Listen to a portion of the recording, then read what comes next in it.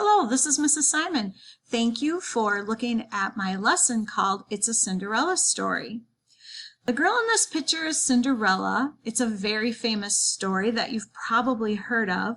But did you know that scholars believe that there are between 340 and 3,000 different versions of the story of Cinderella? Today, you are going to get to listen to 3 of them.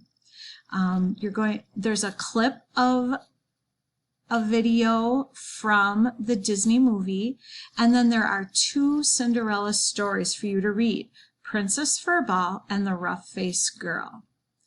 The girls on the covers of these books don't really look like the Cinderella that we know of, do they?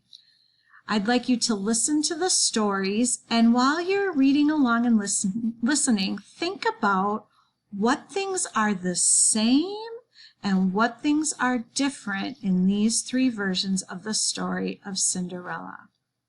Thank you. Have a wonderful day.